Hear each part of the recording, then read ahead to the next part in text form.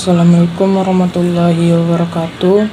Baiklah, di sini saya ingin menjelaskan materi tentang konsep esensial geografi.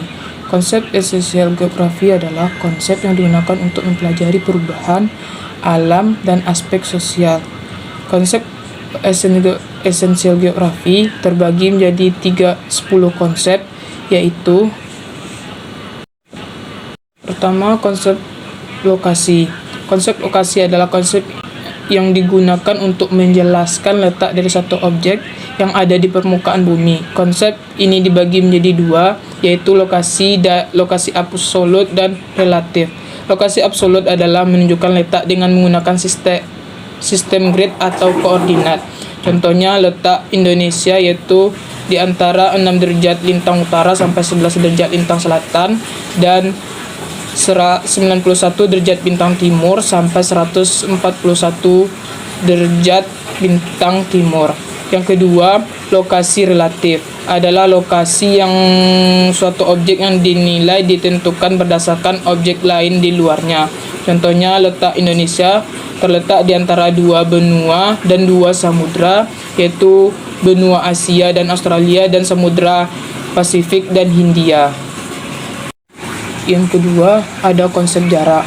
Konsep jarak adalah konsep yang digunakan untuk mengukur jarak antara dua tempat di permukaan bumi. Konsep jarak juga dibagi menjadi dua, yaitu jarak absolut dan jarak relatif. Jarak absolut adalah mengukur jarak dalam satuan fisik seperti kilometer dan mil. Contoh jarak antara dua kota yang diukur secara langsung.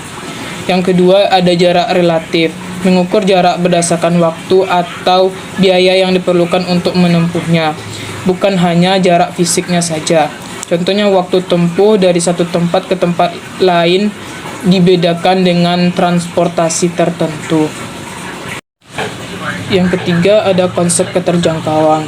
Konsep keterjangkauan ini digunakan untuk menjelaskan tentang kondisi medan atau tidak adanya sarana angkutan dan komunikasi yang dapat digunakan. Contohnya adalah rumah Budi yang berada di jauh dari jalan raya akan lebih sulit dijangkau dibandingkan dengan rumah Ani yang letaknya dekat dengan jalan raya atau perkotaan. Yang keempat, ada konsep pola. Konsep ini digunakan untuk menggambarkan susunan bentuk atau persebaran fenomena dalam ruang di muka bumi, baik fenomena dalam ruang di muka bumi maupun fenomena alam maupun fenomena sosial. Contohnya adalah mencari alamat rumah yang berada di real estate lebih mudah dibandingkan mencari alamat rumah yang tinggal di perkampungan.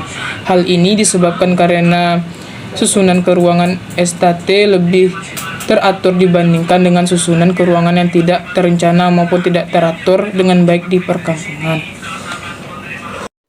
Yang kelima, ada konsep morfologi.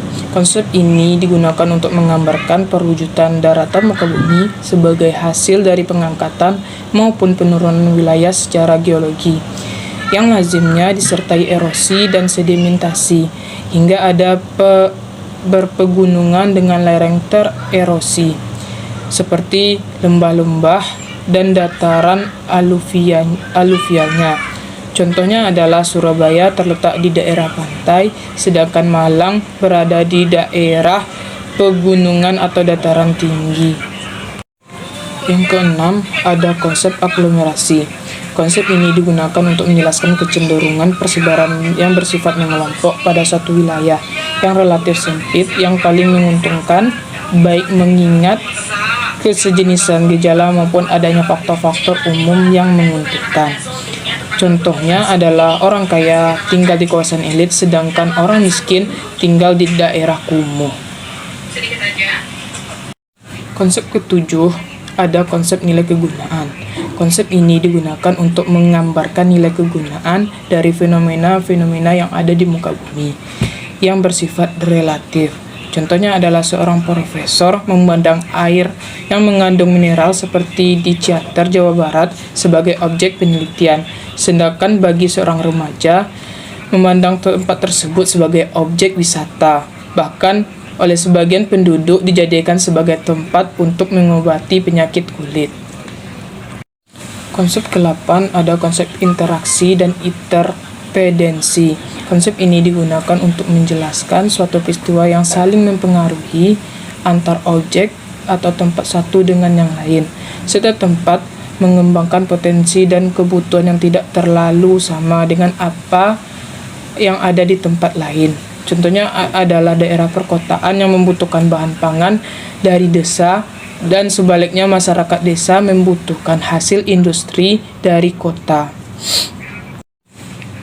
Konsep yang ke-9 ada diferensiasi areal atau perbedaan keruangan. Konsep ini digunakan untuk menjelaskan fenomena di suatu tempat atau fenomena di suatu wilayah yang mempunyai corak individualitas yang tersendiri sebagai suatu region yang berbeda antar tempat atau wilayah lainnya. Contohnya adalah wilayah perkotaan yang didominasi bentang budaya, yang memiliki tata ruang yang berbeda dengan wilayah desa yang didominasi bentang alam. Yang terakhir adalah konsep keterkaitan keruangan.